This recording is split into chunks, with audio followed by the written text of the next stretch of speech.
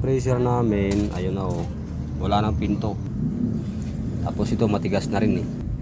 Ngayon, tatry ko to ngayon maglagay dito ng epoxy. Ayan oh. Ako ngayon ay magbibisi-bisi yan guys. Oh. May gagawin ako ngayon na hindi magawa-gawa ng iba.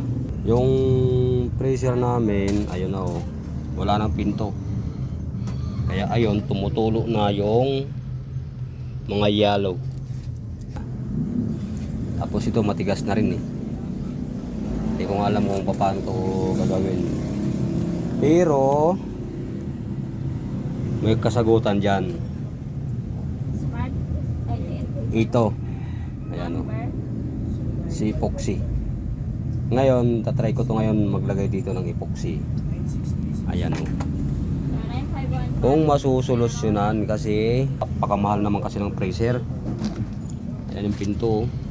Baliktad dyan, sa ilalim dyan. Ito. Kasi nga, ito kinalawang to, kinalawang. Ayan o. Puro kalawang. Tapos dito, napigtas to eh. Ito. Napigtas tong ano.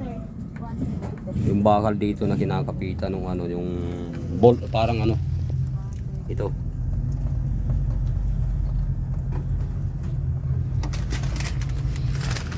So ayan, gagawin ko ngayon kung masusolusyonan. Ito lang. Si epoxy. Epoxy. Baka naman. Epoxy, baka naman. Ayun, napakasikip ng lugar namin eh. Ako sasandok ko ako dito eh. Isang sandok lang guys.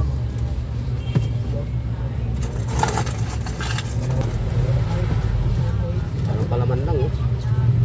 Palaman ng pandesal. Parang kulang yata.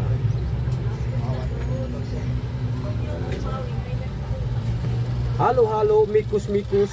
Mikus mikus. Ano to, para pull up lang to. Ayan.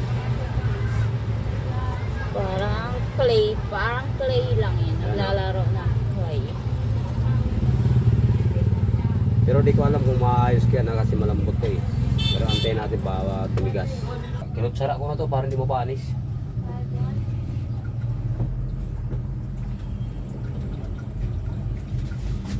Ito na yung ginawa ko. Ayan o. Ayun na, ayan. Ayan o. Ayun o. Ayan ang trabahong tamad. Trabahong ano yan, trabahong walang ginagawa sa buhay. So ayan na siya, ayan o, naikabit ko na. Ayun, may pinto na. Ayan o. Ha? So ayan o. Ayan, malamig na, ayan o. Ayan, malamig na. So ayan o, si epoxy lang pala ang makakapagsolusyon doon sa pinto ng freezer. Ayun o. Kaya malaking bagay si epoxy o. Okay na.